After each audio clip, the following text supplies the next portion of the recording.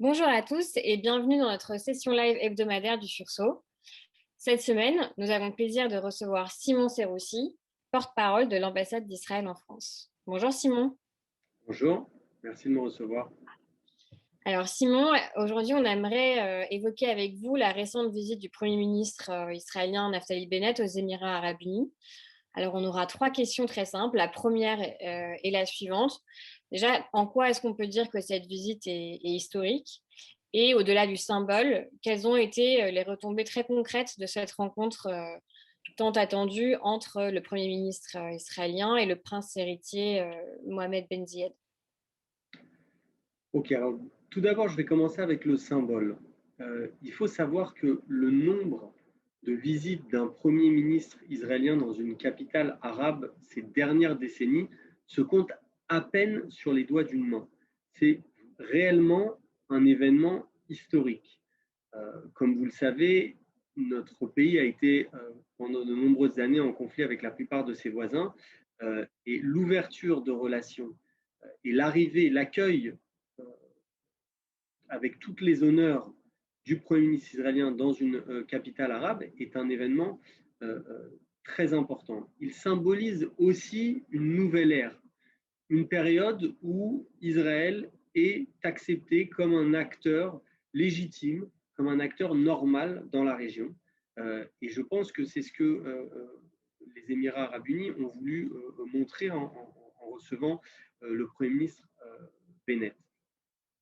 Maintenant, en termes beaucoup plus concrets, il y a tout d'abord deux éléments, deux accords sur lesquels les deux dirigeants se sont entretenus.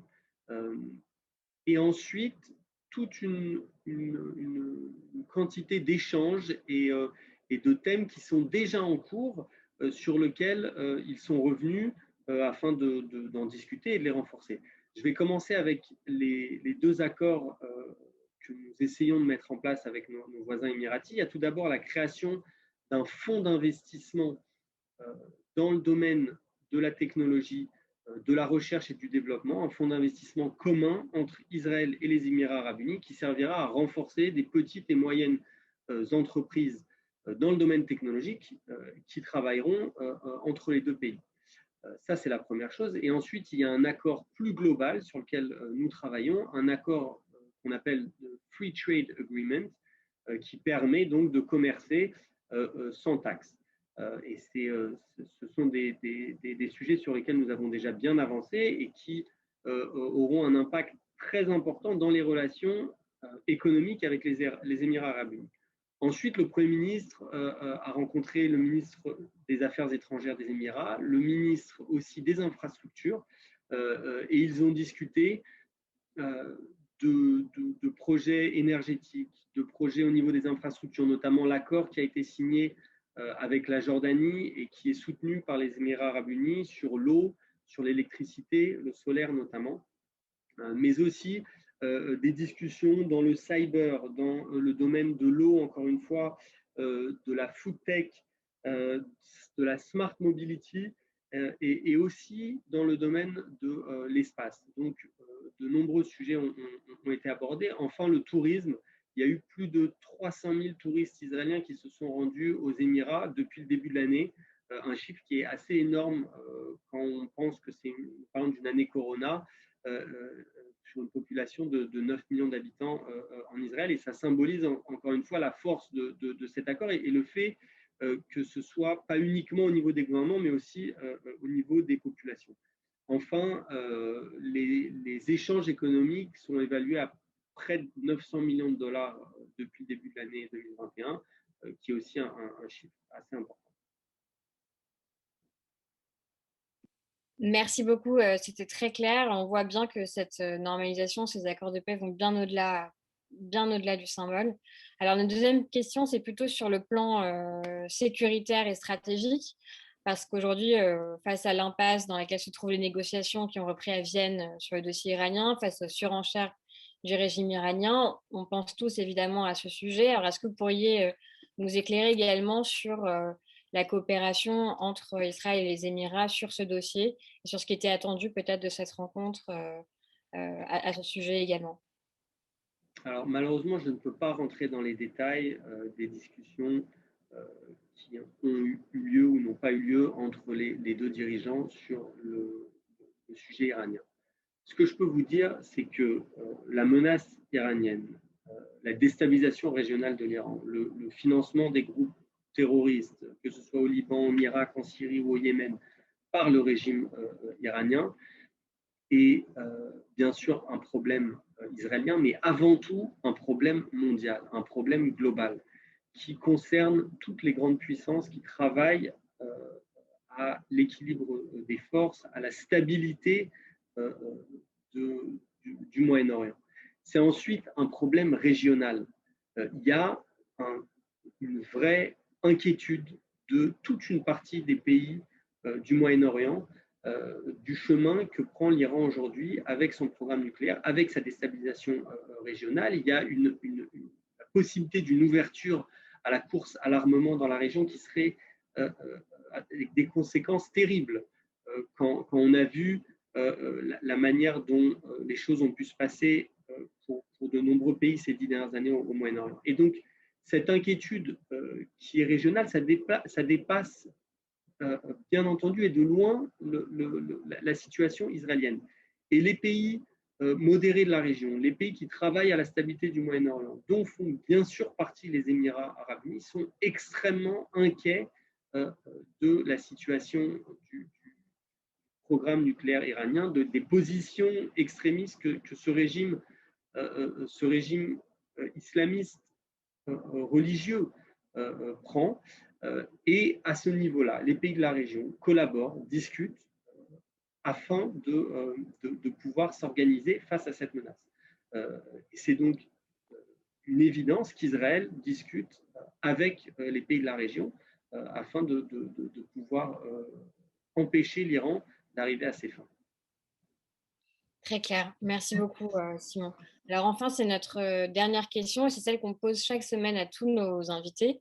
Si vous aviez l'occasion de passer quelques minutes avec le président Macron et qu'il vous demandait comment la relation franco-israélienne sur laquelle vous travaillez au quotidien, comment est-ce que cette relation pourrait bénéficier elle aussi des accords d'Abraham, de leur prolongation, de leur développement, qu'est-ce que vous lui répondriez? Si je pouvais, ou si j'avais l'honneur de parler quelques minutes avec Monsieur le Président Macron, je lui dirais quelque chose qu'il sait déjà, je pense, mais qui est extrêmement important de rappeler. Et c'est que le Moyen-Orient euh, entre dans une nouvelle période. Le Moyen-Orient a été bouleversé. Il est en train de changer complètement. Et l'ancien paradigme selon lequel les problèmes de la région étaient dus au conflit israélo-palestinien, qui est un paradigme faux, mais qui était compris et accepté par la plupart des populations de la région et des leaders de la région, ce paradigme n'existe plus aujourd'hui. Il a changé complètement. Et après 10 ans de guerre terrible au Moyen-Orient, les suites du printemps arabe, des centaines de milliers de morts en Syrie, en Libye, en Irak, au Yémen, des morts et des tragédies qui n'ont absolument rien à voir avec le conflit israélo-arabe. Les mentalités ont changé et les leaders de la région, les populations de la région ont compris que le conflit israélo-palestinien n'était pas au cœur des soucis de la région et qu'Israël était un autre acteur au Moyen-Orient et pour beaucoup de sujets, un acteur fort qui permettait de contribuer à la stabilité de la région.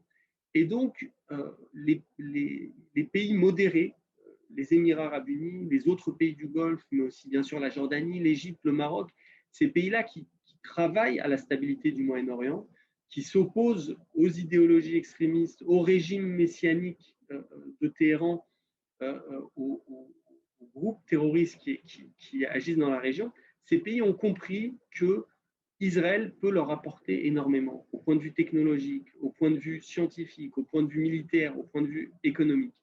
Et il y a aujourd'hui un nouveau paradigme où Israël collabore avec ces pays, où Israël est au centre de l'échiquier moyen-oriental. Et c'est quelque chose dont les grandes puissances de ce monde, les grandes nations de ce monde, dont fait bien sûr partie la France. C'est un élément que ces puissances doivent prendre en compte, doivent comprendre dans leur positionnement au Moyen-Orient, dans leur positionnement vis-à-vis d'Israël, afin de jouer un rôle important au Moyen-Orient et d'accompagner la région dans un renforcement de sa stabilité et un développement économique fort. Donc, c'est ce que je me serais permis de dire au président français, afin bien sûr de renforcer le rôle de la France dans la région, qui est déjà bien sûr très fort, et de renforcer l'alliance franco-israélienne. Très bien. Merci d'avoir pris le temps de répondre à nos questions et merci à tous nos auditeurs. À très bientôt. Merci Simon. Merci à Au vous revoir. et au revoir.